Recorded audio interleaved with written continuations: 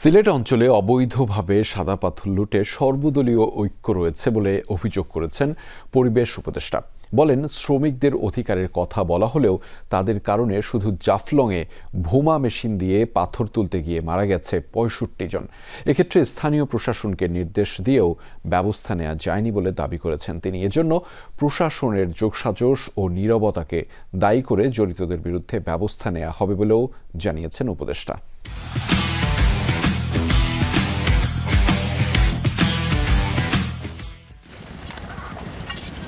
সিলেটের ভোলাগঞ্জ, গোয়াইনঘাট সহ বিভিন্ন পাথর কোয়েরি থেকে সাদা পাথর তোলায় অনেকটা নষ্ট হয়েছে পরিবেশের ভারসাম্য।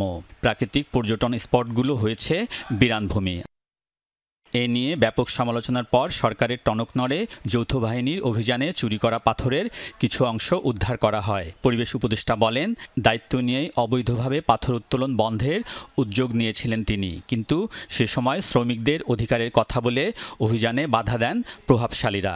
সকল রাজনৈতিক দল এক হয়ে কি করলো, একদম রীতিমতন প্রেসার ক্রিয়েট করা হলো এবং তারা ওইখানে ঘোষণা দিলেন যে তারা পাথর তুলতে দিতে হবে। এবং সেখানে আমি দেখেছি যে আজকে যারা শ্রমিকের জন্য দুঃখ করতেছে, কেমন করে তারা ডিনামাইট দিয়ে বালু তুলে তুলে শ্রমিককে মেরেছে। শুধুমাত্র জাফলংয়েই বোমা মেশিন দিয়ে পাথর তুলে শ্রমিক মারা গেছে হচ্ছে বিটুইন 65 to 80। অবৈধভাবে পাথর চুরির ক্ষেত্রে সব রাজনৈতিক দলগুলোর মধ্যে ঐক্য আছে।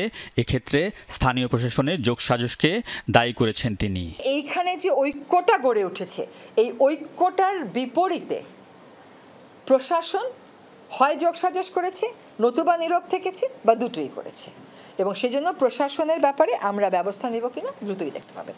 উপদেষ্টা বলেন, পাথর উত্তোলনকারীদের বিরুদ্ধে ব্যবস্থা গ্রহণ মন্ত্রণালয়ের নয়, স্থানীয় প্রশাসনের কাজ। পাথর কতটুকুন তুললো, লুট হলো, নিয়ে গেল, এটা ভাই আমার মন্ত্রণালয়ের দেখার কথা না। আলমগীর স্বপন, যমুনা নিউজ, ঢাকা।